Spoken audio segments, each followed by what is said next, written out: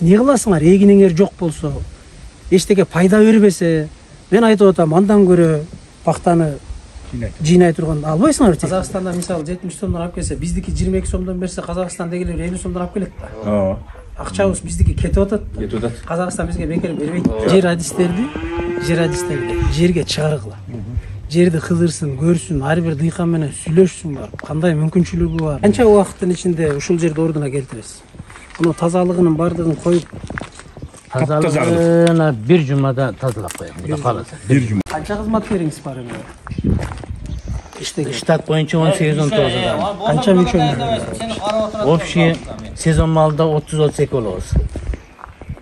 Жалпы эмесинде. Мүчө канча мүчөлөрүң? 18-19 адам иштейбиз. Иштегенде мүчөңүз канча өзүңүз? Кандай мүчө? Иштегендер. Иштегендердин жалпы саны. Жалпы сезонда 32 болот. 32 кишиге чейин чыгат. Оларды алдырбайсыңар. Тазалап, тегерегинен бардыгыңызда жакшы сөз бар. Өткөн деле министр менен келгенде айттым. Алар бүт тазалап, киргенде кебетесин карабыз. Не проблемасы бар? Тетиги түшүп калганда киребизиңизден агын топурагын түшүрүп шоуп койсо болот да. Сону жасап койсо болобу? Туура. Анан кийин көрүнөт да эмес. Кире бериштерди караңыз. Алдагы чыга бергендеги мусор кимдики? Жок, элдик болуп атат. Элди өткөндө эле бир жүктөп алып чыгып төктүк. Элди ким эметип атат? Айыл өкмөт. Жок, айыл өкмөт деле алып атат. Мына эл утурлап чыгып түндөсү бекитип төгүп коюп атышат. Алда бурчтагы эме территория бүткөндөн кийинки мусор кимдики алда жаткан? Мына шу жерде жашаган эл төгүп атат. Өткөндө төккөн экен, алдырдык эле бир сыйра дагычы. Экскаватор менен дагы төгүп коюптур да ошол жерге. Булар түнү төгүп койгон. Сырттан келип төкпөйт. Түнү төгүп койгон. Жол булардын жолу, мен айткам тазалап койгон. Карабандан башка жактан төкпөйт. Жерде кароолуңуз турат го, туурабы? Эми ошону көрбөсө анын неси кароол? Кароолго эмени тиги милдетти менен берип койгула. Карап тур алдагы жерге. Ким келип төгөт, кандай кылат? Эми аны келип эле бир мүнөттө төгүп кетип кала турган нерсе эмес да алдагы. Алтарып кетип калат. 3 машина туруп атпайбы алдагы жерде? Тегерегин баары чачылган боюнча. Кирип келгенде эле аны айтат. Кебетесин карасаңар дейт да. Мына карасаңар, мунулардын тазалыгын келтирип койсом эмнеге болбойт? А могул эмелер кимге карайт алда аңгырлар? Кайсылар? Сырттагы аңгырлар. Булар 2000-жылга чейин сатылып кеткен экен. Сиздердики кайсы жерге чейин? Биздики ошол жерден она кыш жыйылып турган жерден бияга карайт. Ошол жерде 4-5 фасылга сатылып кеткен экен 2000-жылга чейин. Жерди кандай кылып сатып жүргөн айыл? Мурун чыгый бергеш косохун жасап турганда саткан. Раматылган болуп кетти. Ошонун уруксаты менен сатып жүргөн. Ошол мезгилде ошондой мыйзам бар, кандай болгон деп ошону сатып берген экен да. Территориясын ошол негизи забордон бериштерге карайт эле да, туурабы? Ана забором карайт эле, ооба, забордон бери карайт эле. Ошол жерден бир 4-5-6 фасылга сатылып кеткен экен да. Эгер ошол посылка сатылып кеткен болсо анда жылдырбайсыңар заборду бери. Посылканын бер жагын алгыла. Эми азыр ошол жер ошону бир жака жылдырып, границаны бери жылдырайлы деп турабыз. Качан? Быйыл баштайбыз го. Быйыл баштайбыз деп бербей, давно эле жасаса болот ошону. Азыр эми мына жерлердин бүт бардыгы силердики дейт да, көргөн кишичи. Ооба. Мунун бардыгын сатыпсыңар, арендага берипсиңер, башка деп айтат да. Болду, заборду жылдырабыз ага. Бул баягы 2000-жылы бергенден кийин соттун чечими менен жокко чыгарып койгон көп нерсесинчи булардын документтерин. Бул элдикинде? Жокко чыгарып койгон. Азыр ошол бүгүнкү күнгө чейин талаш болуп келип атат. Эмнеге тикиме чекип коюлду? Чекип койбойт, бүгүнкү күнгө чейин талаш болуп атат. Прокуратура берип жокко чыгарган, бирок эл дагы эле арызданып, мага барды эле биз эч нерсе кылып чече албайт экен. Бул косуктун баласы менен эле да. Сот процесси кайсы жерде жүрүп атат? Кандай? Азыр сот процесси кайсы деңгээлде өтүп атат? Бул жердикиби? Жерди өздөрү документ кылып алышкан. Билбейт. Иши дагы жок да. Жер кайсы жери бар, кайсы жери иши дагы жок. Айтып атат мынакей, соттошуп атат, булар давно соттошуп, чечимдери жокко чыккан айрымдарыныкы деп атат. Анан бүгүнкү күнгө чейин эле соттошуп келатат деп атат, Косуху менен. Жок, мына Смайлакабанда бир жокко чыккан көбүнүн документтери. Болду, ана гаражный ичи. Ол дагы биелерин дагы гаражный ичи көбү жокко чыгып кеткен. Неге дегенде, булар мыйзамсыз деп туруп жокко чыгарып койгон да. Эми соттун чечими болгон болсо, кайсыл эмеде, кайсыл деңгээлде жүрүп атат бүгүнкү күндө кызыкчылык болуш керек да сизде. Өзүңүздүн жериңизде турган эмени сотко берип аткан ким экенин, каякта экенин, эмне экенин билбесеңиз, анан эмнеңиз жетекчи анан? Карагыла дейм, жөнөкөй нерсе, бул оңой жер эмес да мына, туурабы? Канча сотусу кетип калган азыр? Ошол жерде 10 соттон болсо бир 60 соттей бар. 60 соту деген жер бүгүн кара суунун жоошунда бул оңой жер эмес да, оңой акча эмес. Туура. Алып койсоңор өзүңөргө жакшы да муну эмес. Чалбай тур. Эми ал сатканда мурдагы эмени косукунукун ал тиги директор эптеп эле мыйзам сурган да мунун бардыгын, туурабы? Мыйзамдуу түрдө мына эч ким бере албайт да. Онда Эргешке айыл өкмөтөн болгон, директордан болгон да, ошондой мезгилде иштегенде эметкен экен да. Ошол убакта сатып жүргөн. Эми ал убакта сатып жүрсө, ма киши мейли жаткан жер жайлуу болсун, жер жамандап барбасын, өзүнүн проблемасы. Бирок сиз деген кийинки жетек канча жыл болду жетекчи болгонуңуз? 6 жыл. 6 жылдын ичинде деген сиз муну таптак билип, кимдики кайсы жерде кайрылышыңыз керек эле да. Район бар, айыл өкмөт бар, область бар, кайрылуу айланайындар. Мен 60 соту жерим кетип атат. Мынтип убагында сатып жүргөн экен, мыйзамсыз экен, мына документтер ушундай болду эле, ушуну кайрып бергиле деген бир кат бир нерсе болуш керек. Бала иле болсо көкүрөк кайда деген кыргыздын жакшы сөзү бар. Туура. Эгер сиздер көз чумуп жата берсеңер 60 соту жер деген жер үчүн вообще алышыш керек да, туурабы? Жарында бересиңер жерди.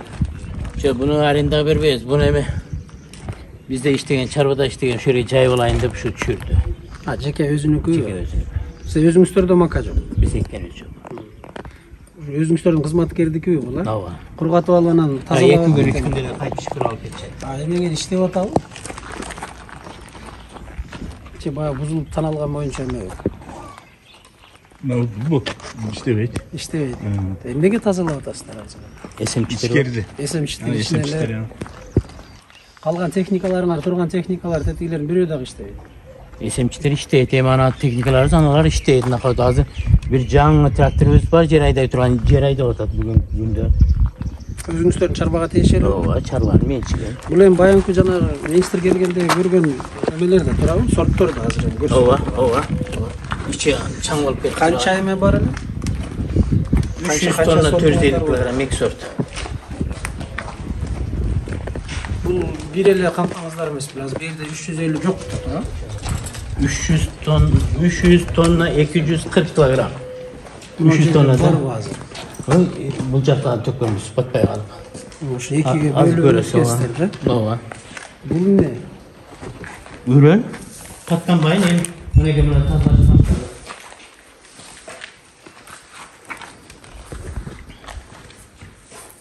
Итенсин эмне? Бул сорт эмне? Зубков. Канчадан эмес айланды Зубковтуку? Зубков 41ден айланды. 41ден? Бунубуз Давыр деген сорт, былтыр Өзбекстандан келген сортубуз. Бул канча болду? Бунубуз 45ден айланды. 275 тонна 450 килограмм. Россиядан келген канча? 65 тонна 450 килограмм. 175 tonna arpa, 127 tonna buğday aldık. 302 tonna. Буларга канча берилген? Bunların alıngan yok. Bunlar жаздық ekmek. Российский эме жок сиздерде. Биз российскийди алып келип түшүрүп, шу жерден Куанчаканын немеси боюнча дыйкандарга таркаттык. Азыр аз-маз ашып бир 6 тонна 7 тонна ашкан турат. Turat kampanya. Хранениеде. Быйыл мына бир 15 күн болуп калды. 65 тонна 450 килограмм Россиядан келген күздүк будайды алып келип анеге жыйып койдук. Кече министрибизден көрдү. Зубков канчадан айланды деп атасыз? 41ден. Тигилеме? 45ден. 45тен. Тастыктай турган эмне документ бар? 41ден 45тен айлангандыгы. Через Мына через тараза менеке ол жерде дагы немебиз бар. Мунун калганы о жерге төктүк. Через веси өтөт. Таразадан өтөт да. Бу жерден Протоколуңарчы? Ошол жерден мисалы сиздердин айыл чарба департаменти бар, специалисттер специалисттер кошулуп келип көрүп, протокол түзүп, айыл өкмөт мынакей. Ошол жер мынанчадан айланды деп бүгүн эмне менен доказать этип бере аласыз? Бизге агай мындай да. Таладан Оргондо келип мына жерде Таразадан менин бир представителим же агроном же бригадир анан бу жердин завхозу через Тараза кабыл алып накалануулар кол коет. И ошонун негизинде завхоз буну чыгарат. Жетпей кала турган болсо жооп берет. Канча болду муну Зубковду пайда кылганыңыздарга үйрөндү? Быйыл болуп калдык да. Жок, канча болду Канча жыл болду? пайдаланганыңыздар? Канча жыл болду? Былтыр немеден алып келдик, өзгөндөн алып келип эктик. Канчаны? Супер элиттен алып келип эктик. Өзгөндөн ким тиги? Бая Тамекемеденби? Ким эле фамилиясы? Кызостан. Кызостон алып келдиңерби? Канча тонна? Üçten alып keldik mi? Alып keldik.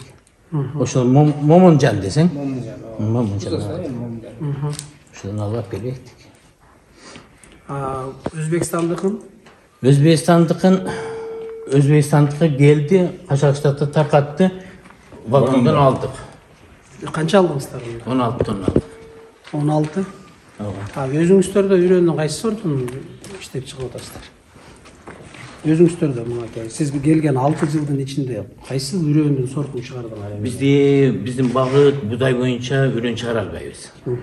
Өзү Кыргызстан боюнча бир селекционер бар эле, ал аял киши эле өтүп кетти ала. Биздики ушу пахта. Болгону пахта. Пахтан жок. Анда эмнеге кылгандан экен? Пахтан үрөн чыгарабыз. Сортун дегеним сортун чыгарабыз. А будайдын сортун чыгара албайбыз. Анда муну эгипне керек бар силерге үрөн чыгарасыздар. Жок, биз буну эми көбөйтүп дыйкандарга беребиз да экенге. 41ден айлана турган болсо, жок үрөн чарбасы деп силердики кылкандуу данегимдерге значит эмеңер жок экен да турабы үрөн чыгарганга? Жок, биз мүмкүнчүлүк жок да. Биздин багытыбыз мындай да. Пахтачылык анын кылкандуу дан эгиндер боюнча. Биздин өзү багытыбыз ошондой. Анан быйылкы жылы түшүмүздүн аз болуп калганы 18 май күнү өтө каттык жамгыр жаады. Болгондо 45 мүнөт жамгыр жаап, ошонун ичинде 5 мүнөттөн 3 жолу мөндүр жааганда будайдын башы көбү жарымына түшүп калып, түшүмүбүз аз болуп калды. Жок, кылкандуу дал го эми жаратылыш кырсыгы дейт. Баягы жайындагы суу каптаган дүнү. Ошондо 18 май күнүнө да кылкандуу данегиндер боюнча туруп атпайбыздар да, пахта анан кылкандуу данегиндер. Анан эмнеге берип жок деп атасыз бизге түгөнүгө үрөн өндүрө албайбыз. Жок, бунун сортун чыгара албайбыз. Бирок жаңы перспективни жакшы сортторду көбөйтүп дыйкандарга бере алабыз. Беришибиз керек. Перспектива бул азыр тазаланган будайда турабы? Жок, тазаланган эмес агай. Тазаланган элек, тазаланганы гана. Ана бүгүн баштадык. Силердики тазаланбаганы канча алып атасыңар азыр? Ошо 300 тоннадан ушу жерден. 300 тонна канчадан? Эмнеси? Жер. Гектармы? Жок, канча жерден алып атасыңар? 61 гектардан. Калганы жериңердин. Фураж бар эле. Пахта бар. Пахта бар. Бедебиз бар. Севоборотко беде кылып атасыңар. Севоборотко беде канча? Азыр ушу күндө 36 гектарда бедебиз бар. Канча болду эми айдалганда беде? 3-үчүнчү жылдан алмаштырабыз. 3-чү жыл. 41ден берип атат турабы айыл чарбасын? 41ден бере турган болсо бүгүнкү күндө өзүн өзү актайбы? Бүгүнкү күндөгү солярканын баасы, техникаңар канча техникаңар бар? Техника 3 техникабыз бар. Өзүңөргө тиешелүү. Өзүбүзгө. Эмне техника бар? 3 трактор. Трактор эле. Комбайныңар? Комбайн бар эле. Бул заводской брак болуп келип, алга буферден алдык эле. Мен жетекчилер менен сүйлөшүп, кайтып алып барып тапшырдык. 6 миллион сомдук кредитке берилип, 6 миң сом бизге бөлө кымбат болуп бердик. Эми мына азыр ушу күндөрдө мына жаңы жетекчибиз болду. Класс деген комбайн алайын деп пландаштырып атабыз. Канчадан чыгып атат комбайн бүгүнкү күндө гектар? Гектар 6-7 миң. 6 миңден 8 миңге чейин. 8 миңге чейин кетти турабы эми? Адырларды 5 миңден чыкты. Кайрак. Эми азыр мындай алганда өзүн өзү актайбы? 41ден алсын дейли. Эми 41ден алганына дагы ишеним жок. Мына кебетеси менен мына Зубков деп атабыз, Мен мунун толку кайсы, мисалы, муну алып барып турабыз, дыйкандарга бересиңер, мына биз будайды үрөнүн чыгарып койду, ушу үрөн жакшы деп туруп азыр алып барып беребиз, турабы? Мына. Будан толку кайсы, мына кебетесин көрүңүз. Канча эмеси? Зубковдуку кликайына канча берип атат эмеде? 21 берет. Өткөнбү? Барбы справкасы? Немеде өткөргөн өткөрсүн. 21-22ден берет кликайнасын. Жок, ким айта алат аны? Кепилдикти ким берет? Эми лаборатория тапшырса, Лабораторияга тапшырса чыгарып берет. Силер тапшырган эмессиңер. бизге үйрөндүм, ал эми аштыкканда. Эмнеси аштыкка? Эгерде үрөөндү кандай аштык менен үрөндүн айырмасы бар? Мен бир нерсеге түшүнбөйм, эгерде үрөөндү бере турган болсоңор анан аштык будай алабыз да, туурабы? Жакшы сапаттуу үрөн болсо, туурабы? Анан үрөөндү эгер бере албасак, бул аныкталбаса, изилденбесе, анда кайсыл аштык будайды алабыз? Эми 21-22 деп жөн эле сөз болуп атат да, азыр 21-22 жок мунуларда. Мына мен турбай кебетесинде 21-22 болгондо жок дегенде унга илинет эле да, туурабы? 27ден илинеби? 21'den. 22'den ilmetten. Анда деген азыр муну сала турган болсок чыкпайт да мындан азыр бизде. Биз ошон үчүн жана Казакстандыкын бардыгын тартып атабыз да, кликанез жакшы болгон. Анан жөн эле эмени алдап не кереги бар дейм да, мен ушу бир нерсеге түшүнбөйм да. Өзүбүз алдап, өкмөттү алдап, дыйкандарды алдап, жөн эле ушуну себиш керек. Мына бизде окумуш үрөөн бар деп берип койгондо, бул жөн эле жемге кетет да, башка вариант жок, туурабы? Жемге гана бере алабыз да. Анда жемге жем эле кылбайлы, анда эмне кылабыз? Үрөөн чарбасынын бардыгын алып, мунун үрөөн дайындап, мамлекеттен миллиондор кетип атат, именно үрөөн чарбалар үчүн деп. Анда илимий изилдөө мекеменин эмне кереги бар анда, эгерде ошону чыгарып илимий изилдеп бере албаса? Туурабы? Бүгүн өзү Кара Суу району боюнча кылканды дан эгиндеринин жалпы аянты канча? Жалпы аянты 17.509 гектар эккенбиз, анын ичинен 9.663 будай. Калган арпа. Канчадан айландык общий район боюнча жалпы орточо алган? Сугат жерден 38ден, кайракта 21ден, жалпысы 23.6-дан. 23.6-дан айланды. Бүгүнкү күндө бул өзүн өзү актабайт деген сөз да, туурабы? Эгерде техникалык чыгымдарын ала турган болсок, эми сиздики деле мына солярка 80 сом. Былтыр 45ден кетти белек? Туурабы? Азыр эми 80 сомдон чыкты. Быйыл жок дегенде мына айдалып аткан балыңыздарда 70 73-72ден алып аттык да, туурабы? 75ке чейин кетип атты да. Ошонун баарын алганда техниканы, тиги комбайндардын бүт бардыгын эгер арендасын төлөп жана айтып 8000ге чейин, 5000ден 8000ге чейин төлөй турган болсок, жок да киреше, жок да мындай алган. Чыгым да туурабы бүт эле. Быйыл көтөрүлүп кетти да, бай жок. Эми ошодон биз актаган жокпуз да, эч нерсени актай албай атабыз да. Ошону азыр мындай быйыл кымбаттап кетти. Анализ кылсак. Мисалы Кара Суу районунун аймагына биз эмнелерди эксек болот? Кылканды дан эгинде эле жөн эле талааны мисалы тапшырма коюлуп атат. Кылканды дан эгиндеринин аянтын көбөйткүлө. Бирок сапаттуу аянтын көбөйтөлү да, туурабы? Саңга эмес да, баягы ура менен 100 гектар 200 миң гектарга эктиктеп койгон менен толку жок болот атпайбы? Аягында жыйынтык жок да. Ошого Кара Суу районунун аймагында эмне кылсак болот? Канткенде кайсыл түрүнө өсүмдүктүн басымын жасай турган болсок, ошол жакшы чыгат, ушул жердин аба ырайына ыңгайлуу, шарты туура келет. Анан эртең ошол өзүбүз өндүргөн тиги эмени продуктуну сбытын каяка кетире алабыз. Кошуна Өзбекстан турат, башка турат. Эми мына кошуна Өзбекстанды эле алалы, 60 гектардан эме тиги 60 центнерден берип атпайбы? Мына акыркы жаңылыктардан көрүп атабыз. Эң азы 55, 60, 70 центнерге чейин кетип атат. А биз 38 алганыбызга сүйүнүп атабыз. Ито ал 38 точно эмебиз жок да. Мисалы мына сиз алып атасыз 41ден деп атасыз. Эмне кыйыны бар? 41ден ала турган болсо айыл чарба департаменти келет, район бар, айыл өкмөт бар, чогултуп туруп, ошол жеринде бар протокол түзүп, мынакей комбайнер бар, башкалар бар, өзүңүздүн айтыстары бар. Мына мондайдан айланды деп туруп, отчетноска киргизип койсок так болуп атпайбы, туурабы? Мындай болду. Анан эртең келип, мага окшогон бирөө келип сураса айтасыз да, мынакей. Биз мынанча жерге айдадык эле, ошол жерден мындай түшүм алдык. Мына протокол деп туруп көрсөтөсүз. Андай жок. Бул башаламандык да, бирдеке десе эми кыргызчылык деп коебуз, кыргызчылык баягы эмне десе кыргызчылыкка шылтайбыз да. Кыргызча жазайбыз деп. Кыргызчада сонун жазаса болот да, туурабы? Эми мынанын азыр же анализи болбосо, же эч нерсеси жок болсо, эми ушуну кайра беребиз. Азыр уруктук дейбиз да, муну тазалап мынудан өткөргөн болобуз. Туурабы? Эртең анан дарылайбыз дагы, тиги эменин алдында, берерин алдында анан элге үрөндөп таратабыз. Анан эл байкуш ушуну алат, ишенип, сизге келип ишенет да. Себеби карапайым дыйкан сизди илимий мекеме деп түшүнөт да. Булар уже изилдөөдөн өткөн, дарыланды. Анан ушунукун алып эге турган болсок, эртең мен 55-60 центнерден алам дейт да. Бирок сиз муну сатып атканда эле билесиз да, 55тен бербейт экен, 60 центнерден бербейт экен. Жөн эле баягы кагаз жүзүндө эле бири-бирибизди алдап атпайбыз. Мына силер косуха алып айыл чарба департаментине бересиңер. Айыл чарба департаменти аны алат да кооздоп туруп министрлик айдайт. Айыл чарба министрлиги алат да аны кооздоп туруп министрлер кабинетин айдайт. Министрлер кабинети алат да кооздоп туруп президентке кетет. Анан президент окуса эле укмуш да, Ош облусунда кылканды дан эгиндери укмуш экен дейт да. Ой, жыргап эле жашап аткан турбайбы эл деп. Каяктан алат мисалы? Өлкө башчысы маалыматты башка жактан албайт да.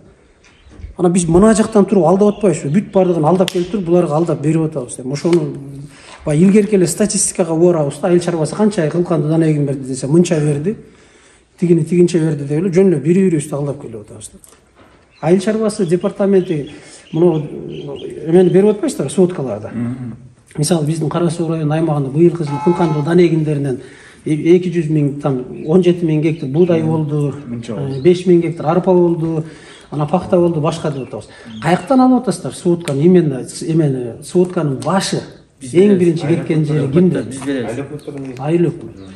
Айыл өкмөт каяктан алып атат? Биз ар бир дыйканды мына мисалы Өзбекстандан Давырдан алганда, мисалы бизде мына урукта алганда ким алды по фамилии бар жазып өткөрдүк да. Алган жерде алган адам. Фамилия. Жок. Кандуу дан боюнча. Бар. Анан быйылкы жылы өзү мындай болуп атат да, өзү биздин дыйкандар мына адыр зонасында көп кара эгинге өттү да. Siz aytkanыңызга кошулам. Кылкандуу дан эгинде мисалы 1 гектарынан 5 тонна ала турган болсо, азыр 22ден болгондо 100 миң пул болот да бул. Ушундай болобу? 100 миң. Чыгымын эсептеген. Мисалы кара эгинде мисалы 1 гектар помидор жеп, сабыз пияз эге турган болсо, ал жерден көп доход алып атат да. 500 миң, 600 миңге чейин алып атат. Мына кече YouTube'га интернетке чыкты, Жалал Абадтагы 3 соту жер иштеткен.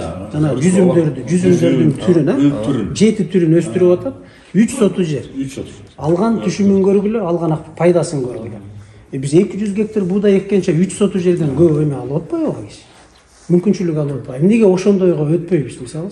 Айыл чарба деле мына айыл өкмөттөр, айыл чарба жери мындай да. Эгерде сиз дыйканга солярка берсеңиз, жер семирткичин берсеңиз, башкасын бүт бардыгын дайындап берип сизге көз каранды болсо дыйкан, ошондо келет. Мисалы мен бир сиздин айыл өкмөттө 3 гектар жерим бар болсо, мен келем сизге. Урматтуу айыл өкмөт, менин мына 3 гектар жерим бар. Мен кийинки жылкыга 1 гектар кылкандуу дан эгининен буудай кылайын, бирөөнү арпа кылайын, анан үчүнчүсүнө беде кылайын деп атам, деп келет. Анан ошондо сиздин жер адистер баягыларды алып алам тактап чыкмак. Мына мынча болду, Эшматтыкы мынча экти деп. Бүгүн дыйкан сизге келбейт да. Дыйкан келбейт. Сурап келбейт да, туурабы? Биз өзүбүз сурап барабыз. Дыйкан деген бүгүн кайерден тапса, ошо жерден мүмкүнчүлүгүнө жараша, кайерден арзан солярка тапса, ошону алат, кайерден арзан үрөн тапса, ошону алат, кайерден арзан техника алса, ошону алат, жер семирткичин арзан кайерден тапса, ошону алат, келет. Анан ал каалаган неге атпай? Мисалы мен эмне кылам сизге барып сурап айыл өкмөт ушуну кылайынбы деп, себеби мен сизге эчтекеден көз каранды болбой атам. Мына жер адиси деп атпайсыңар. Жер адистериңер барбайт талаага. Дыйканды мына азыр эле алып чыгалы жер адисибизди. Талаага. Кимдин канча жери бар, ошол жерге эмне килди билбейт. Себеби жер адисиңерди мисалы биз кантип иштетип атканыңарды көрүп атпайбызбы? Жер адиси байкуш салык толбой калса деле кубалайсыңар. Айыл өкмөттө бүгүн шарт ошондой да, туурабы? Башка болбой калса деле ошону кубалайсыңар. Специалисттердин баардыгы өзүнүн эле линиясы менен иштеген эч ким жок да, моюнга алалы деп. Жөнүнө бири-бирибизди алдап эле кокуйдей бергенде андан көрө моюнга алышыбыз керек. Кемчиликтерибиз бар. Эми ушул кемчиликтерди оңдош үчүн биз моундай сунушубуз бар, моундай жолдор бар, ушудан чыгалы деген аракет жок болуп атат да эч кимдечи. Баягы эле калп эле статистика, курулай эле статистика менен уруп атабыз. Мынча гектар алдык, мынча гектар айдадык, ошодон мынча буудай алдык. Мунун алганын толук кайсы мына жыйынтыгы кимге кереги бар? Мындай тиги чарбанын кимге кереги бар? Ошон үчүн анан баягы депутаттарыбыздар, дыйкандар ыйлап келип атат да. Көзүңүзчө айтты го, туурабы? Айтты. Мына менин жерим, мына Косуханын жери. Мен 47ден алдым, мунуңар 28ден алып атат. Кимибиз пайдалуубуз деген маселени койдубу өткөндө? Мен Россияда жүрүп өмүр бою анан келдим деген бала. Ошондой да. Бүгүн силердин милдетиңер деген не то что Кара Суу, бул Ош облусунун аймагына дыйкандарга үйрөтүш керек да, туурабы?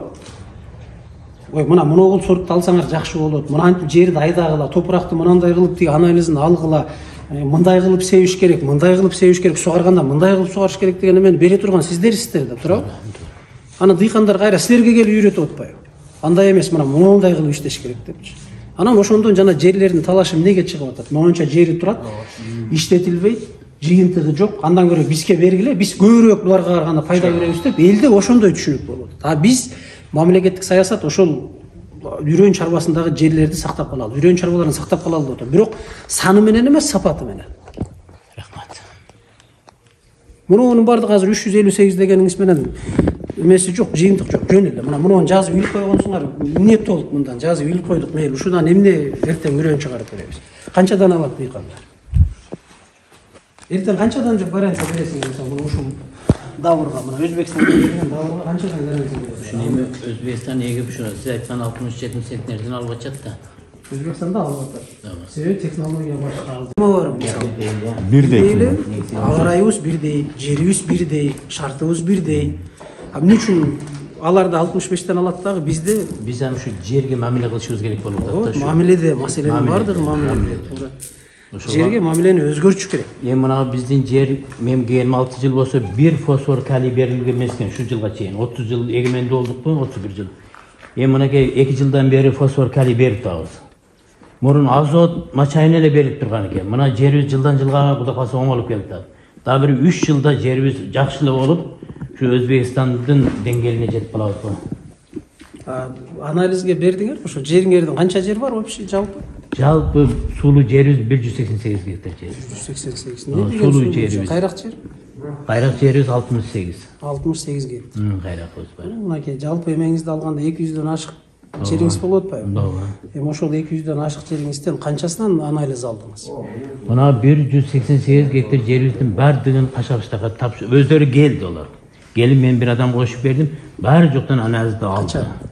Мынакей бир быйыл жазда алып кетишти. Буга чейин Буга чейин былтыр күздө бир, мурунку жылы күздө бир алдырганбыз. Эми мынакей жылдан жылга ошого карап, ошо картага карап мамиле кылып атабыз жер менен. сен калпайтып не кыласың? Зачем? Бир жылдыкын канчага берет Кашкар кыштакта? 650 гектар. Жок, топурактын анализин ал 450 сомдон 650 сомго чейин чыгышы.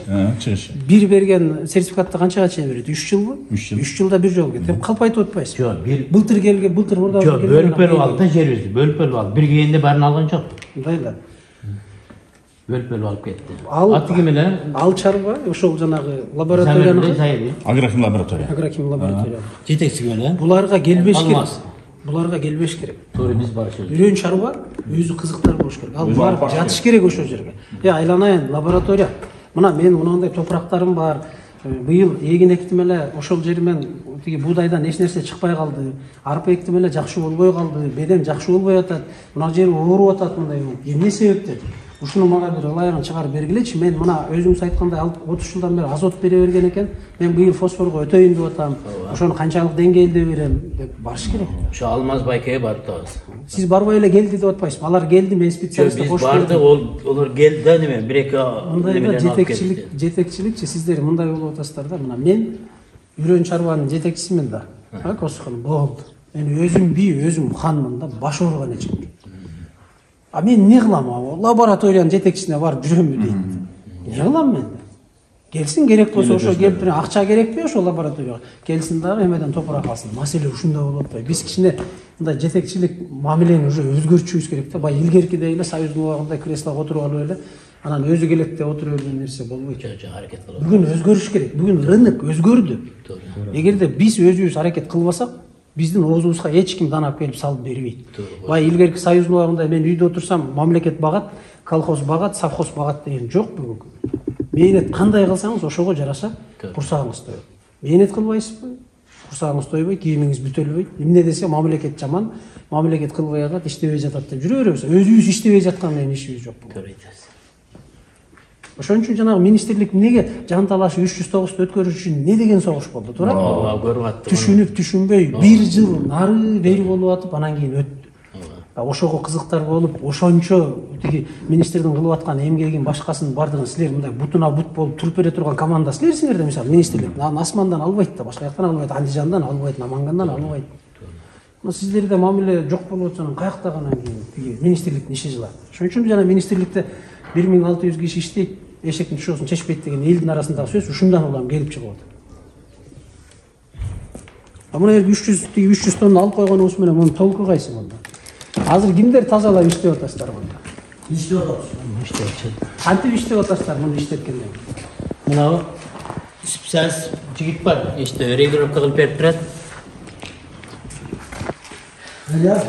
Данияр чакыр. Ошо тазасыбы?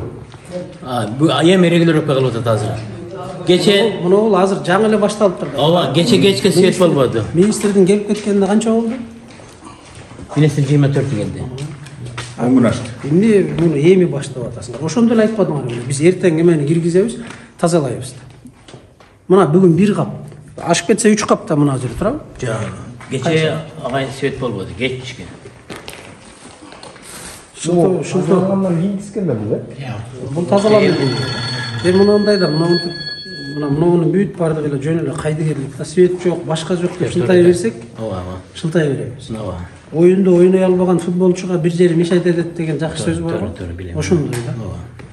Жыйынтык жок. Мына азыр иштеп аткан эмелер кантип иштеп атасыздар? Муну иштеттиңиздер. Чаңыйт мына жер, туурабы? Анан ошону менен иштей бересиз. Ана специалист. Маскалар бар. Маска азыр. Азыр кийип көрсөтүңүзчү иштеп аткан. Жок. Ана başka maskalar. Maskaların argana bayağı. Мына формасы, мына бул киши кызыл футболкасы менен үйдө келген, тиги киши ак футболка, тиги киши менен жүр. Не кыйынчылыгы бар? Косухунун жетекчиси эмне үчүн жетекчи? Мына ушул кишилердин формасын камсыз кылып беришиң керек. Бул жерде иштеп аткандан кийин мунун өзүнүн тартиби бар да, эрежеси бар да. Техникалык жактан бирөөсүнүн колу кирип кетсе, бирөө кошо-кошого кирип кетсе эмне болот? Мунуларга кийимди алып беришиңиз керек. Алып берем. Масканы алып беришиңиз керек. Бүгүн бүт бардыгы бар да, туурабы? Жок заман эмес да, эгер жок эмес. Мына базарга чыгыңсаңыз, любойнан сатып алсаңыз болот. Кийинтип жакшынакай коюп коесуз, болду, иштейт. Анан ушинтип отурган киши бу жерде азыр жарым сааттын ичинде чаңса, эшикке чыгып жарым саат отуруп, таза абадан дем алып анан кайра келет. Ага чейин бияка эмне кирип, эмне чыгып атканын ким билет? Туура. Жөн эле техникалык эрежеден сакталыш керек. Ооба. Муну эмне жамгырдан улам коркуп, же жакындыгынан ушу ичине киргизип алганбыз. Жамгырдан коркуп киргизгенбиз. Обычно негизи шамалда болуш керек да. Жамгырдан коркуп сыртта туруп. Анан кийин Мына эшикте турган бардыгы эмне? Мына жакта турат строениялар, үстү жабык жерлер турат, алар эмне? Жөн эле бош турат. эң коркконубуз канаттуулар. Канаттуулар жеп коюп атат көбүн.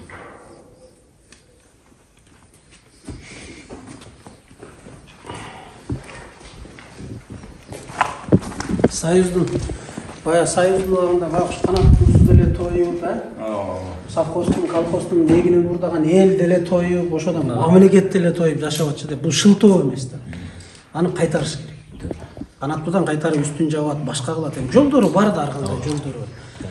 Баягы Карышкырдан качсаң Токойго кирбе деген сөз да. Иш кылбайм деген кишиге бүгүн заман ушундай да, иштебейм деген кишиге иш жок. Эчтеке жок. Иштейм деген кишиге убакыт жок. Иш толтура. Мына өткөндө эле мына министр келип кетти 10-15 күндөн. Бир өзгөрүү айырма бар. Мына бардыңыздар, болдуңуздар ошо. Жок да эчтеке. Ошол эле буудайды көрсөтүп атат. Ошол эле үрөндү көрсөтүп атасыңар. Толку кайсы? Жыйынтык жок анда. Аракет турат. Башка айрда азыр бир көрсөтө турган жагы бар. Сиз айткандай ошо үстүн жаап койгонбуз. Баары ошол жерде шамалды тазалайбыз. Азыр жалпы 378 деп атасызбы? Жок, 300 тонна 170. 300 тоннады негизи. Ошонун бу жерде бар экени, складка киргендигин эмне тастыктап берет? Накладной. Каерде? Бу немеде завхозда бар, бухгалтерияда бар. Биздики мамлекеттик ишкана да. Мамлекет. Алдырыңыз ишкана, таразадагы эмени бүт алдырыңыз. Абдилла. Барып, Тез.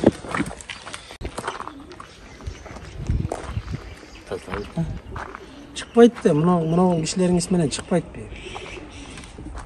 Жарым сааттын ичинде азыр чаңып ошонун ичинде эле жүрүп атасыңарбы? Основной сыртка чыгып атасыңар да чаңыганда, туурабы? Вентиляция коюлуш. Жок, бүгүн ишти баштадык. Ана айнектерди ачылат азыр. Мына эмне иш? Мына эмне? Буну илгери коску болуп турганда бузга жүгөрү сактаган экен. Алып кирип жүгөрүн таладан алып келип эле төккөн экен, алдынан да шамал өтүп, паңдап кеткен эмес экен, жүгөрүгө эсептелинген. Азыр эмне кылып пайдаланып атасыз? Азыр эми жөн эле турат. Жөн эле турат кандай? Канча складыңыз бар? Арендага берген эмелериңиз барбы? Мисалы, ичинен склад кылып, сактап, бирөөнүн башка жерде будайларын сактайм десе. Жок. Келип арендага берип эч нерсе иш кылбайсыз. Эмнеге? Жок. Бизге агай биринчиден эч ким кайрылган жок. Эч ким кайрылган жок. Мисалы, жанагы холодильниктер, Көрүм менен ошол жерде Алишер Кузович холодильник коску кылыш керек деп министр айтты. көрсөттү. Ооба, айтты, бар эле. Мына складдар кайсы жылы салынган?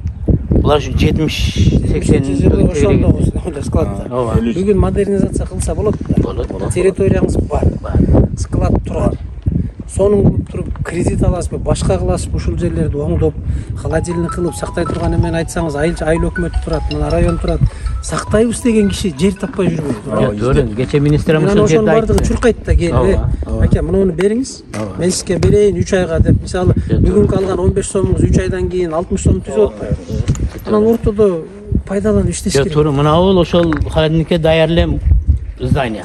Мындай иштеш керек, аракет кылыш керек. Уктап эле жата берсеңер эптеп күн өтсө болду деп эле берге эгин эктик, берге жүгөрү кылдык, муну пактаны муну кылып койдуңуз деген менен жыйынтык жок да аягындачы. Канча чырылдап чуркап аткан менен жыйынтык жок болот ма? Жыйынтык жок, чуркай бергенде эмненин эмеси?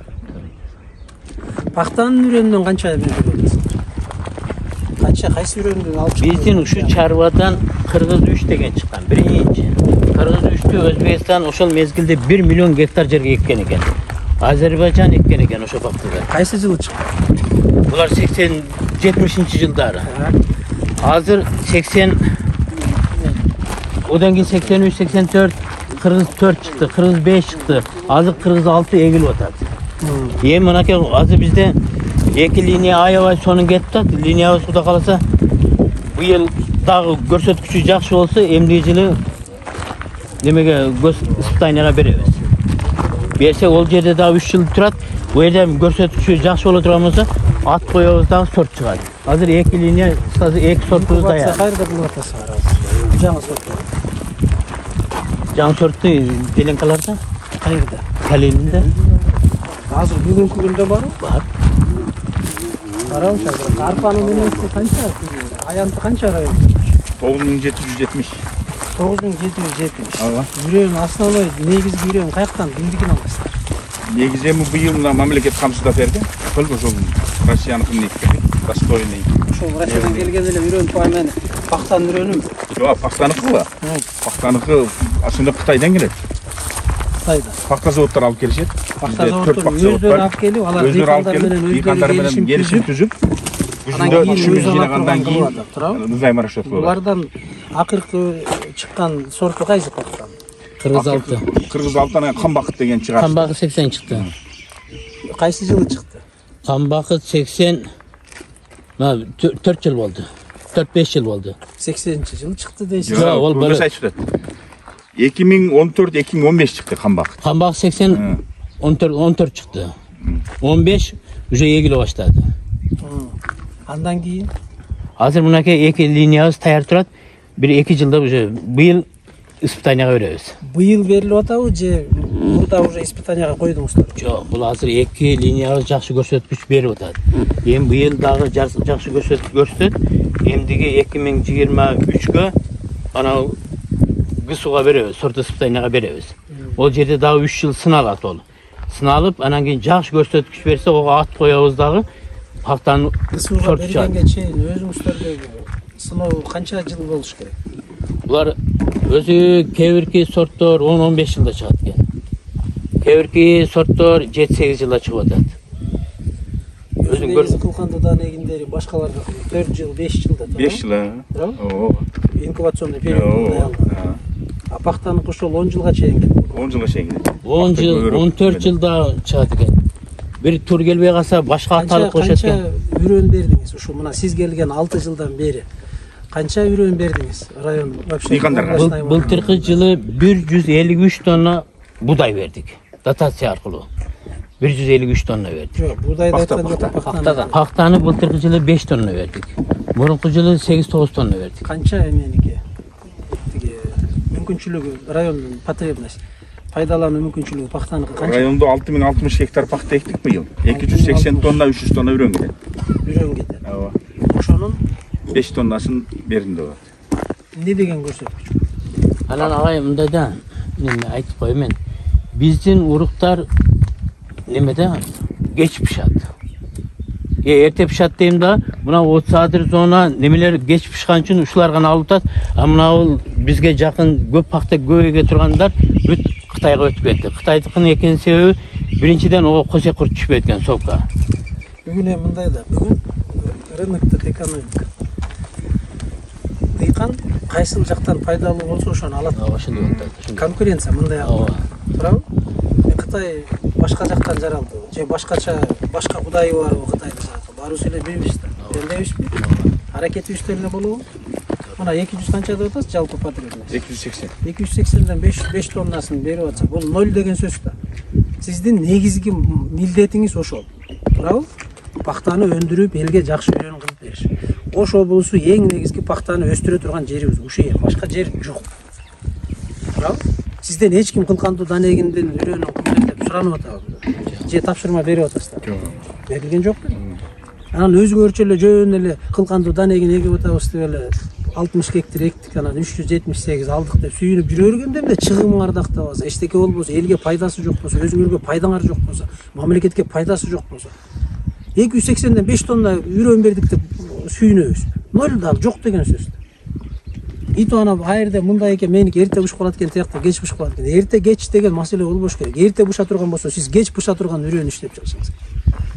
Кеч буша турган жери болсо, сиз эртен иштеп чыгышыңыз керек дагы. Мына бул жакта эрте буша турган болсо, бул жакта кеч бушат. Ошолорго бүт бардыгын таркатып беришиңиз керек. Сиздин милдет ошол. Күн түн ошонун үстүндө иштеш керек. Карагыла, мына карасаңыз, мына мамилеңиздерден эле көрүнүп турбайбы, мына жатат. Тазалап алдырып, мына чөптөрдүн тикендерин баарын алдырып койсо болот. Кесип мына талкаланган боюнча жатат. Кудай сактасын, эртең жана өзүңүз айтып аткандай мурдагы Көсүханын жетекчисине окшоп мына булардын баардыгы сатылат да бирөө, туурабы? Кытайга темирдин килограммын 1 сомдон сатабыз дагы, эртең анан Кытай кайрап келип туруп бизге темирден металл жасайт дагы килограммын 1000 сомдон сатат. Ончукпай шылкыйып алып атпайбыз. Эгер ушинтип кароосуз тура бере турган болсо талкаланат, мынаңар ушинтип тура берет дейсиз. Иштеткенге аракет кылгыла, оңдогонго аракет кылгыла, пайданы түшүргүлө, пайда түшкөндөн кийин ошолордун бардыгын мындай өнүктүрүүгө жумшаш керек да, туурабы? 6 жылдын ичинде эмне болду, эмне өнүгүү болду? Мына сиз жетекчи болуп, майли, сизге чейинкисин тим эле коелу. Сиз жетекчи болуп келгенден кийин эмне кылдыңыз? Агай, мындай да, мен чарбаны кабыл алганда 16,5 миллион карыз менен кабылдым. Анан кийин жо эми да, ошонун азыр калса 1 миллиону калды, булам Güfer'den мамлекеттен. Бирок онун али графиги бар эле, быйыл кудай калса 100% кутулабыз. Бар түк жок немеле, мына азыр жаңыланууга аракет болуп атат агай. Жок, бир нерсе кылдыңызбы? Аракет эмес, болгон нерсени айтыңызчы, жаңылануу. 6 жыл болгон нерсе 6 жылда отурган контораларды ремонт кылдырдым, жерлерге фосфор калийли беришти баштадым. Мына техникаларды жок эле өкөнү алдым азыр жаңыдан эмес мындай иштелген го, бирок şu техникаларды алдым. Эми аракет ошо 16,5 миллион карызды баары деген жаап бүттүм. Мына өзүбүз мына куртта турдук. Эми сиз айткандай мына ушуларга көңүл буруп, жердин сапатын оңдош керек. Мына бул жерде үрөнүбүз бар, ошол кече Россиядан кийин 65 тонна төрөйт. Сакталып турат деген. Мына жерде сакталып турат.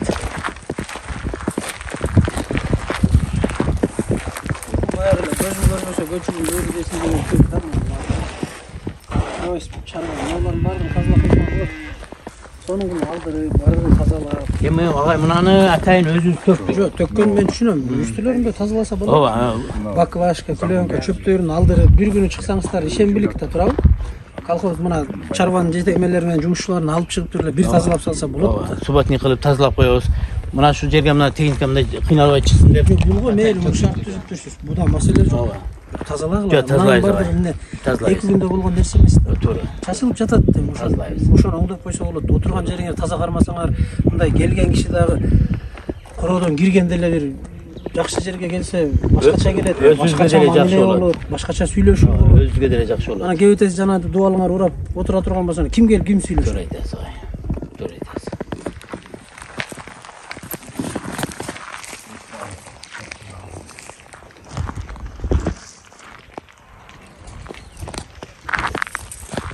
Terip atsak. Жыйнап. Канчадан алабыз деген ой бар.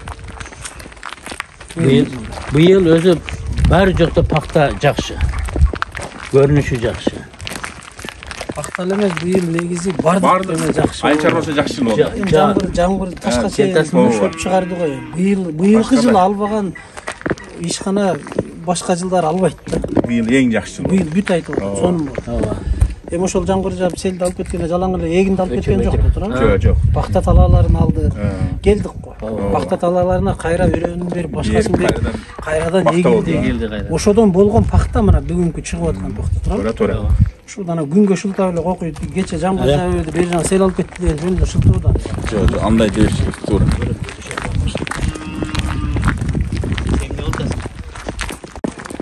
Şu iki teknika. Жаңы тракторыбыз бар, ол жерде айдап атат. Кошторубуз бар. Бул техника кимдин балансында турат? Өзү. Документтери? Менчик өзүңөрдүкү алынган. Жок, бошкун. Жок, ошо чарбага карайт. Кана. Документтери контордо бар. Алып келиңиздер. Сонун алдырам. Наркысын 4 жыл болду. 90 миңге, 100 миңге алганбыз. 90 канча миңге. Мунан дагы 40 миңге алганбыз. Культиваторларын, шаймандарын бөлүп алды. Трактордун өзүнө эле алдыңыздар да? Ооба, трактордун өзүн алды. Өзүндө шаймандар бар эле өзүн алганбыз.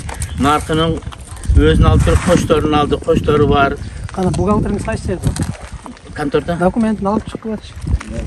Азыр кимге сөйлөсөңүз деп аткан ичинде 300 тоннанын ичинде. калганы ушулбу жана тиги жактан калган сакталып Ооба, аткан? калганы Ушул жер. Ооба. Бул деле ошол боюнча, төгүлгөн боюнча паткан байын деп турат. Паткан байын үстүмө анда президент мен жаап койду. Аттан атпай экен. Баягы сиз айткандай ушул жерде иштесек чаңытпайт деп ушул. Азыр мына айыл чарбасынын немесинде алынган кулканды данегиндер, ошого жемге кетип атат. Будайды каяка кетип? Алгандан кийин мына жерден алды деп коелу. Бул кишилер ушуну паткан байын турат. Бүгүн сатыш керек. Каяка кетет муну? Мелкомбинатка. Мелкомбинатка биздики эмесин бербегенден кийин мелкомбинат эмне кылат муну? Биздин мына дыйкандар 40 жылы дыйкандар тапшырды. Бизде 2 мелкомбинат бар. Бир тажик база деп коет.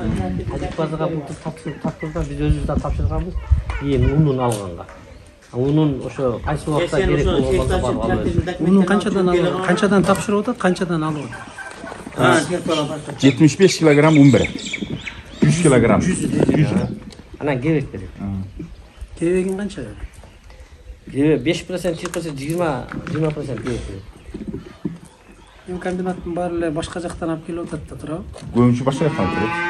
Казакстандан, Будайдын деген тонна алып келет дагы. Будайдын бүт бардыгын башка жактан алып келет дагы. Биздикинен 70ке 30 кылып кошот. Ооба. 70 Казакстанды косо биздики 30 кошот. Көбүнчө вагон менен келсе, бирок биздикин да калат да сөзсүз. Бул баягы арзан болуп, тигилердикин 10 эсеге кымбат Алам келип клейка бинасы жакшы. Азыр эсе кымбат келип атат. Ооба. Акчасы бар Казакстанга кетип атат. Мелкомбинаттан да эмесин каназып эле акчасын бербейт деп дыйкандар да. Жок. Эме un менен кебек берет. Анан мына быйылкы жылы азыр будайлар 22 сомдон болуп атат. Арпа 17 сомго чейин. 22 сомдон азыр берген эле будай чыккан эмес чыкпай атпайбы, туурабы? Şu акчасы келеле. Казакстанда мисалы 70 сомдон алып келсе, биздики 22 сомдон берсе, Казакстандагилер 50 сомдон алып келет да. Ооба. Акчабыз биздики кетип атат. Кетип атат. Казакстан бизге бекер бербейт. Ошон үчүн биз ошо жактан албаш үчүн өзүбүздүн будайдан эле ошо ун чыгарып башка кылыш үчүн, камсыз кылыш үчүн бүгүн мамлекеттик саясат ошого кетип атабы? Ошого. Президент ошону айтып атабы? Ооба. Сандык өзгөрүүдөн сапаттык өзгөрүү өтөлүү деген нерсе. Ушуларды апарып эртең өзүбүздөн эле Казакстан, Өзбекстан башка жактан издеп жүрбөй өзүбүздүн будай менен өзүбүз ун чыгарсак, биздики деле баасы 50 сомго чыгат. Чыгат. Туурабы? Ооба. Алганда дыйкандан ала турган өзгөрөбү? Өзгөрөт. Ошол тиги мелкомбинат ошону 50 сомдон алыш үчүн ким шарт түзүп бериш керек? Мунаны оңдоп бериш керек. Мамлекеттик илимий сиздерге окшогон үрөн чарбалар. Туурабы? Илимий мекемелер. Анан дыйкандар ошону алып анан эртең ошодон түшүм алып, анан кичине кымбатыраак сатыш керек. Биз болсо өзүбүздү алдап атабыз, дыйканды алдап атабыз, мамлекетти алдап атабыз. Анан ошо менен аягында кимди алдайбыз? Эл тагдырыбызды алдап атабыз. Эмне десе мынча гектар жерге кулканды дане иштеп атат, бизге жакшы жардам берип атат, өндүрүп берип атат дейт. Анан иш болбогон жерге анан асылат да элдин баардыгы. Кана буларын кылбаса биз кебек. Биз сону кылып иштетебиз деп атат, туурабы? Ошолор төлөгөн Машинаны келип Агротехника менен иштеген дыйкандар бүгүнкү азыр интернеттен карап жакшы иштеп табатчы. Өзгөрдү. Мисалы көбүнчө бүгүнкү күнү баягы кара эгенге өтүп атышат да азыр. Мисалы булдан кылкандыдан деле жүгөрү деле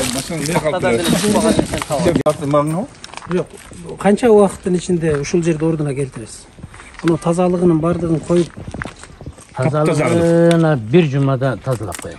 Bir cumadan Бүгүн keyin сүрөдө мына. kayra gelip görüyoruz. Жок агай. Мейли. Бир жумада тазалайм.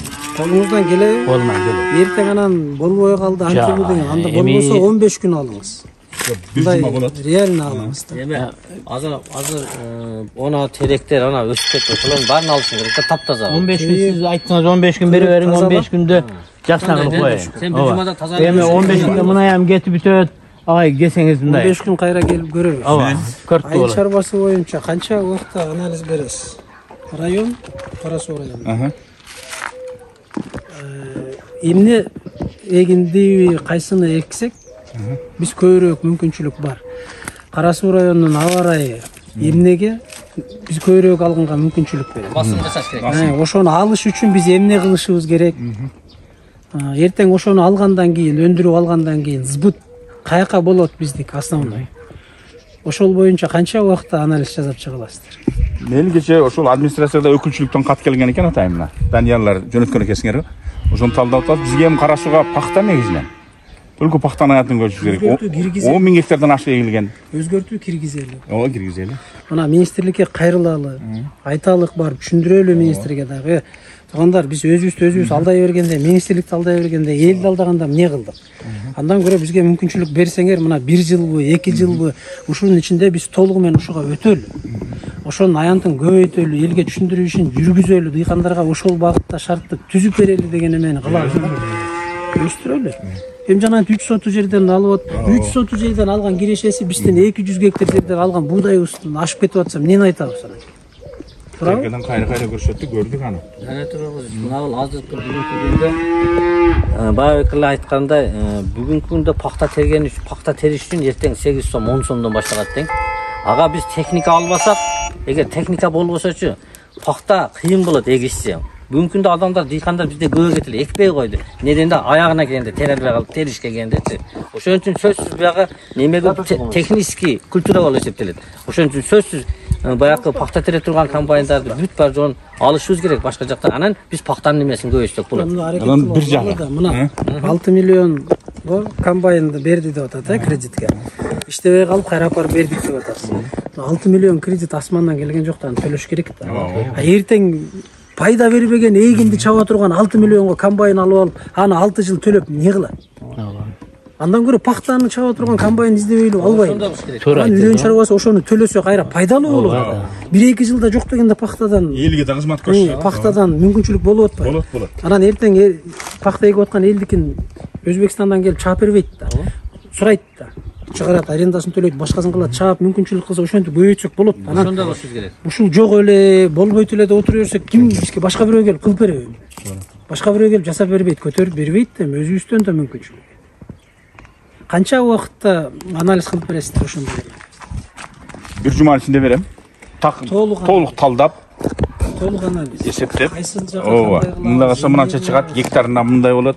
Анын үстүнө азырмак пахтанын басы да 100 сомдон төмөн болбойт атат. Мына былтыр 105-110го чыкты. Анан бир Ошондо эмеси жакшы болот. мына айрыкча мына чек аралаш райондор. Айыл чарбасы багытындагы мына чек аралаш райондор.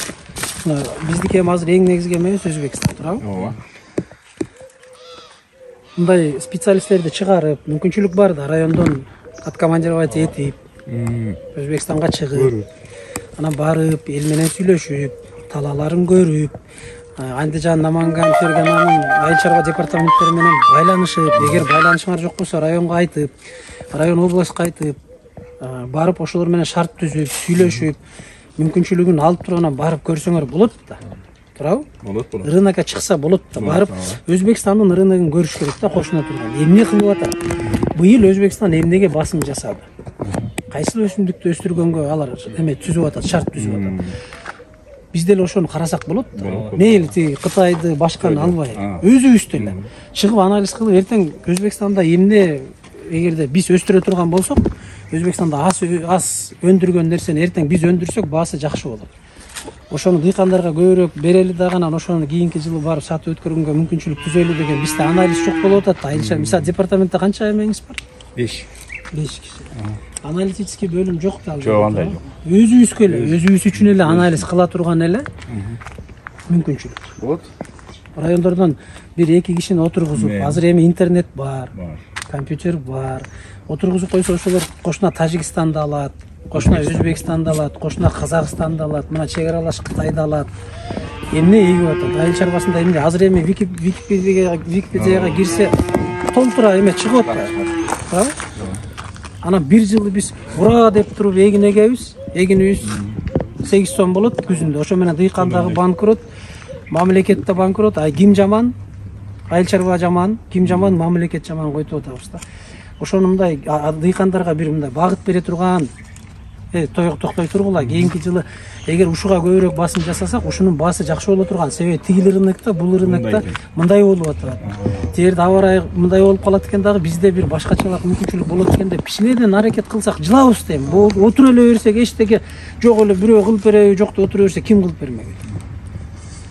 Акыры бирөөлөр мындай дыңды бузуш керек да, туурабы? Былтыркы жылы биз Жусайыттын ийгиликтүү аймагына киргенбиз да. Анан биз мына төм оюнда мисалы ошо конгрессиге башкаге биз адам эле сатат экен да. Анан аны көбүрөөк эгиш керек экен. Ошо көп эккен жерге кардар көбүрөөк келет экен да. Мына былтыркы жылы биз мына Адыр зонасына коконгилас эктирип атабыз. Мына азыр 3 жылдан былтыр 5 гектар коконгиластан ошол жерде фура келип алып кетти да. Уже адамдар ошого кызыга баштады. Көбүрөөк эккенгечи. Сиз айткандай ошондой кылбасак мына 8 гектар жерге капельный неме менен кылдырдык биз. 8ге, кайракыга 8 гектар жерге.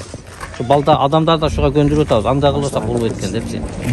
Ошо бир жерден сатылат экен, анан сиз айткандай келген кардар келген дагы бир жерден алып кетет экен да. Ар жерге бара бербей. Бул эми маркетинг. Айыл чарба бөлүмүндөгү маркетинг. Анан айыл өкмөттөр дагы ушунун аракетин көрүш керек. Жер адистерди жерге чыгаргыла. Жерди кыдырсын, көрсүн, ар бир дыйкан менен сүйлөшсүн бар. Кандай мүмкүнчүлүгү бар, кандай шарты бар, эмнесинен жетишпей жатат, эмнеси кандай болуп атат, кыдырып чыксын. Жер адистериңердин көпчүлүгү бүгүнкү күндө чек сатуу менен эле убара. Дыйканын эмнени эгип атат, эмнени коюп атат, башы ооруган жер адис жок. Жер адистин бүт бардыгы госрегистр менен, архитектура менен сүйлөшүп алып эле чек сатканга маш. Тигинин чегин мынча кылып эсептеп коет, мунуку 3 сот ашып калыптыр, тигиникин алып буга сатыш керек. Ушуну менен эле убара. Жер адистен чек сурасаңыз, тим эле жадыбалдай айтып берет. Түндө тургузуп сурасаңыз айтат, мунун чеги мынча, мунун чеги мынча. А канча эгин бар, канча картошка бар, канча эме бар десеңиз билбейт бакта. Ошон үчүн мындай специалисттерди, айыл өкмөттүк адистерди иштеткиле өзүнүн эмесине жараша. Чыксын эмени кыдырып, жерге чыксын, иштесин, дыйканга барсын, сурасын. Колунан келип, өзү мүмкүнчүлүгү, материалдык жактан жардам бергенге мүмкүнчүлүгү жок болсо, жок болуп атса дагы моралдык жардам берсин да жок дегенде, туурабы? Чыгып айтып деп мындай кылалы деп. Анан ошол жер адис сизге айтып келсе, анан сиз районго чыгасыз, үрөн чарбаларга чыгасыз, анан алар областка чыгат, ушинтип кыймыл болот дейм кичине. Анан сиздер унчукпасаңыздар эле областтык республика каяктан билмек эле Кара сууда эмне келип эмне коюп атат. Канча пахта? 16 гектар пахта bir карта алышып. 16 гектар түшкөн. 16 гектар. Пахта деле жыргабаптыр да, кебетесинде эле көрүнүп турат. Неге ай? Канчадан алам деп атасыздар? Быйыл кудай калса 45тен болот го. Пахта жакшы ай. Пахта ушундай бар. Теріп атышабы? Жок. Ати арасында жүргөндөр. Булар сиз айткандай селекционерлер. Мынеге агаймы? Немеге кайсы урук ылайык экен вообще? Кайсы урукту чыгарып атасың? Кайсы сорт муну? Бул Кытай сортубуз. Ал жерде кыргыз алпыбыз бар. Мына жерде азыр 2 линиябыз жакшы кетти. Быйыл көрсөткүч жакшы болсо немеге беребиз? Гысуга. Сорт испытаниядан дагы 3 жыл испытания болот. Испытаниядан жакшы өткөн болсо атты коюп, дыйкандарга беребиз. 2 линияңыз канча жер азыр? 2 линия деген бул эми 2 сорт чыгат деген маанында. Жок, 2 сорт чыгарын түшүнүп атам. Канча жер? Канча жерде ошол менен? Жок, буну эми гысу добро берсе көбөйтөбүз. Көбөйтөбүз да. Жок, канча жериңиз эми ошо? Канча жерде турат азыр? Азыр булар Жалпы 3 гектар. 3 гектарда мына ушул селекцион немелери. Келе, мындан келип учасаң. Сиздер гысылданбы? Жок. Коскудан. Селекция бөлүмүндө. Элита чарба. Агерек. Мында оңураак турдулай, мында.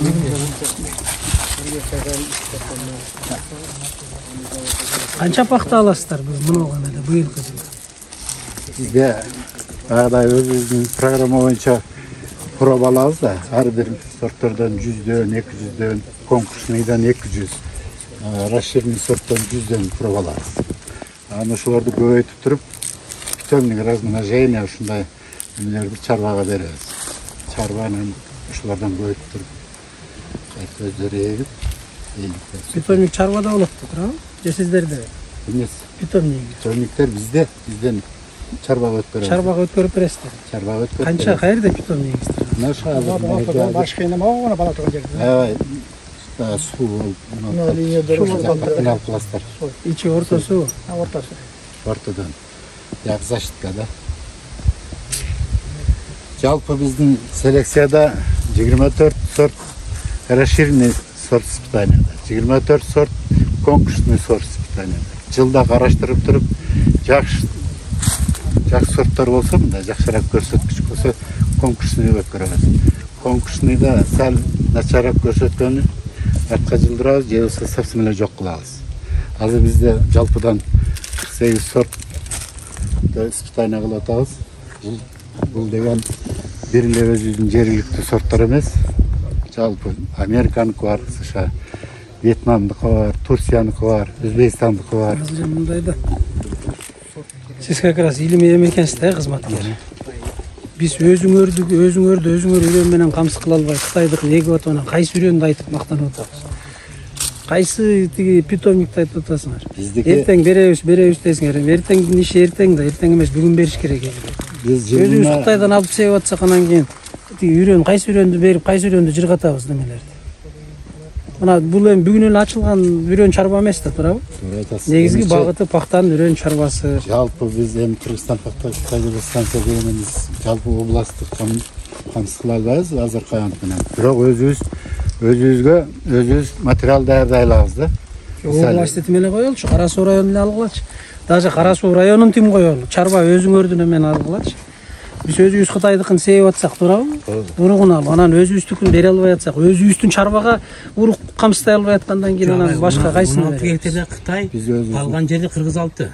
Кыргыз 6 камбактуу. Чарбага сөз кандай, биз жылына 60 тонна үрөн өндүрөбүз. Чарба да эми. Кайсы үрөндү өндүрөсүздөр? Кыргыз 6 менен Кыргыз 6 камбактар. Айрыкча акыркычыларда. Бериши канча жыл болду ошонун? Камбак 2016-жылдан бери расширит эгилип атат чарбаларда. 2016 чыгаргансыздар, туурабы? Ошол сорт чыккан. Андан беричи? Андан бери башка азыр чыккан жаңы сорт жок. Жаңы сорт. Эми азыр экөө күтүлүп атат. Жанагы күтүлүп атат 6 ай. Итуаны испытанияга бересиңер. Алар деген 4 жыл, 3 жыл жанагысын караш керек. Андан кийин ошол испытаниядан өтсө анан сиздерге берет, туурабы? Эми ошонун бардыгы өткөнү жылда, эми ал жылдарда мисалы мындай да.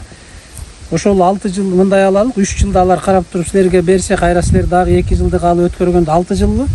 6 жылдын ичинде Кытай мындан дагы 60 сорт чыгарып коет. Биздики сортубуз даяр болгончо алардыкы чыгат дагынан келип анан рынокто ээлеп атпайбы? Биз тытынган менен пайда жок дейт. Ошого айтып атабыз да, бир мындай үнөмдүү иш аракетке өтпөйлүбү келгиле, чогулуп алып мындай аракет кылалы. Эгер бир жагыбыз болбой атса, жөн эле ушуну мына мынча гектар эктик, мынча сортубуз бар, 2016 жыл чыгарганбыз, минтип эгип атабыз 6 гектарга деген, эми бул чечим эмес. Чечим эмес да. Эң негизги эменин пахтанын мекени Кара Суубу? Ооба, Кара Суу. Ош облусунун ичинен алганда да. Түштүк боюнча да Кара Суу. Түштүк боюнча. Эми ушу Кара Суунун мүмкүнчүлүгү пахта болуп атса, анда келгиле пахтага өтөлү толугу менен. Кийин анан башка деп алдаганда эмне кылдык? Анда биз кылкандуу данегинди башка райондорго берели, өстүрө турган мүмкүнчүлүгү бар, аба ырайы бар, шарты бар жерге ошону берели дагы, силер ушуну көбөйтүп бергиле, биз пахтаны көбөйтөлү. Анан антип чыкпай турган болсок, жарымыбыз кичинекей жерге пахта, кичинекей жерге эгин эгип алып, мына пахта өндүрөт деген, пахта үрөнүн өндүрөт деген чарбабыз эгин айдап жүрөт жеринин бардыгына, 60-тан ашык гектар жерине. Же ал эгинден пайдасы жок. Мына азыр көрүп келдик. Эгинди тигемеден да анализден өткөнүбүз. Гликозасы канча экенин билбейм. 21-20дан тиги ашып атат. 21-22-ни бере турган болсо, ал ун чыгарганга мүмкүнчүлүк болмок. Жок да аныбыз.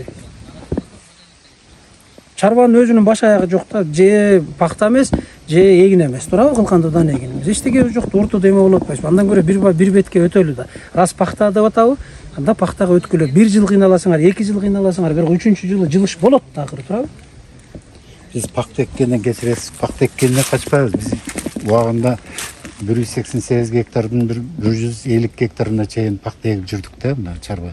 Бирок баардыгы кел баягы күчкө келет экен да. Былтыр мисалы октябрдын канчасында жыйнадык. Ушундай жалко болот да, келип турабыз, аппак болуп жерге төгүлүп атат пахталар. Жумушу жок. Өзүбүздүн мына жергиликтүү айылдан бир адам чыкпайт. Арабанды күтөбүз. Арабандагы кырына чыгып, азыр биз Кашкар кыштактабыз, От Садырдабыз. Азыр 3 күн, 5 күн, 10 күн деп жүрүп, октябрдын дагы орто ченинен өтүп кетет да. Ошо бир жери биз жумушчу күчтөн кыйналабыз. Ошон үчүн бир аз кичине экономикабыз дагы эгип алганын жөндөн жолдо бир 100 гектар ашык эгип алганын жыйнай албай, убалына калбай, жерде калбасын деп аз айтып аткан учур. Анан экинчи варианттары кесирип коюңуз. Мында biz көбүнчө наука болгондон кийин биз подпленка экпейбиз да, көп жерлергечи. Биз наукага уруксат да бербейт, биздин жогору жактакыларда жердин структурасын бузасын деп. Биз өзүбүздүн сортту мындай ачык грунтка эгебиз, ошондо биздики бир аз кечигирээк болот. Анан мындай көчөттүн саны аз болот. Ачык эккендечи пленка менен эккендер 160-180ге чейин көчөт коет 1 гектарына. Анан алар действительно алат 50-тен, 47-ден, 45-тен алат. А биз ачык жерге келебиз, биз 40тан алабыз. Бул чарбанын негизги максаты эмне анда? Негизги максаты эмне силердин максатыңар? Үрөн өндүрүү. Пахтаны үрөн өндүрүү. Пахта зерновой деген жер бар. Былтыр ошол пахтанын быйылкы жылы канча дыйкан чарбасын дыйкандарга үрөн бердиңер, камсыз кылдыңар? Эми бизде 60-70 тонна эгин өндүрүлөт. Мындан алганы алат, албаганы мен айтканда баягыда пленка менен эккенде биз агалет этпейбиз да. Ошону эле. Мындай болуп атпайбы? 280 280 тонна. 280 тоннанын 5 тоннасын берет. Болгон. Дотация аркылуу 5 тонна бердик. Дотация аркылуу болгон бергениңер 5 тонна. 5 тонна бердик, бирок мына жакында дыйкандар бөлүп алды. Ал деген жок деген нерседе жана эле сүйлөшпөйбүз. Мисалы жана дыйкан чарбаңыздагы тиги складта турган эсу жанагы канча турат? Канча акча турат? Будай тазалап аткан. SMчтери? SMчтери канча турат эми? Азыр турса керек 150-200 миң. 150-200 миң. Канча болду муну алганыңыздарга? Бизге кыйла узак болгон. Мындай да. Кыйла узак болгон эмес. Дагы калкыңыз чыгып аткан. Ал сиздики эмес экен. Техника. Азыр тазалап атканбы? Баягы жигиттики да, жигит. Анан эмне кылдайсыңар? Узак болгон алганбыз дейсиңер. Мына сиздики башканы тим коелу, буудай тазалаган тазалагычыңыз жок болгондон кийин эмнени айтып атасыз? Кайсы буудай, кайсы үрөндү айтып атасыз? Арендага алып иштетип атпайсыңар. Маселе ушунда да. Ошон үчүн силердики буудайды алганда мына 38-41 центнерден алсаңар, салярка 80 сом болсо, чапкан буудайыңардын комбайны 5000ден 8000ге чейин төлөсөңөр, тазалагычыңарды алып келип төлөсөңөр, элге эмнени бересиңер? Пайда, чарбага кайсы пайда түшөт? Жок. Комбайн мен ошону алайын деп коебуз. Анан жанагы тазалагыч боюнча айтып атпайсыз? Мына комбайн 6 миллионго чарбаңар комбайн алып атат. Эгинди чаба турган комбайн. Зерновой болот да. Арпаныкын, эгиндики мына 6 миллионго алып иштебей калды деп кайра бер, эми дагы азыр тиги класс алайын деп. Тиги түрүндөгү комбайнды алабыз деп атат. Эмне кыласыңар? Эмне кыласыңар? Эгиниңер жок болсо, эчтеке пайда бербесе, мен айтып атам, андан көрө пахтаны жыйнай турган албайсыңар техника. Кайра ошону төлөйсүңөр да, ал 6 миллионго келген эме тиги асмандан түшпөйт. Акчаны кайра өзүңөр чарба төлөп берип атпайсыңар. Аны чарбанын мүчөлөрү деген мындай бир нерсе кыларда адам ойлонот да отуруп, үйдө ойлоносуңар го. Ушул жерде мен муну 10 сомго кое турган болсом, эртең 20 сом пайда аламбы, албаймбы деп эсептейсиңер да. Анан ошол жерден 10 сом чыгым кетирген жерден 20 сом пайда албай турган нерсе болсо, эч убакта эмеге салбайт да, акча мындай жумшабайт да, туурабы? Силер мындай алганда бүгүнкү күндөгү ишкерсиңер. Ишкер 10 сомдон алып анан кайра тиги 8 сомдон сатабы мен артка. Силердики ушундай болуп атпайбы? Чыгымыңар 10 сом, жыйынтыгына келгенде 8 сомдон сатып атасың. 2 сом ортодо анан акчаны дотация деп республикадан сурап отурабыз да, туурабы? Үрөн чарбаларына дотация деп миллиондорду алып атабыз. Бирок дотациядан чыкпай келатабыз да, мына канча жылдан бери ошо дотацияны жылда алабыз, бирок чыкпайбыз. А чыкпагандын жыйынтыгы адамдык эле фактор болуп атпайбы? Ошону айтып атабыз. Андан көрө пахта эме алса кара сууда полный жок экен да, азыр туурабы? Өзүңөрдүн мынакей чарбаныкын жыйнагандан кийин элдикин жыйнаганга арендага бергилечи. Акча түшүп атабы? Мүмкүнчүлүк бар да. Элди кыйнабайт. Мына бүгүн Өзбекстанда биз Андижанга барганда пахта талааларын иштетип аткандарды көрбөдүкпү? Өндүрүп аткандан баштап кластердик система кылып койгон, өздөрү эгет, өздөрү жыйнап алат, өздөрү кайра алып барып иштетет, ошону кайра иштетип. Андан кийин кийим тигип биздин тиги Дордой базарга фура менен кийимдерди жөнөтүп атат. Асмандан келген эме жок. Өзбекстандын пахтасы хлопок деп сонун кылып жазып эмеге тиркеп койгон. Чарбанын ишин мынаны вообще башкача кылып туруп, эмени башынан аягына чейин карап чыкпаса болбойт чарбанын ишинчи. Толугу менен. Ал чарба жөн эле мындай бөлүнүп калган экен да, эме болуп элечи. Биягы өзүнчө бир мамлекет, биягы өзүнчө бир мамлекет. Бирок ортодо мындай жыйынтыктуу эч нерсе жок.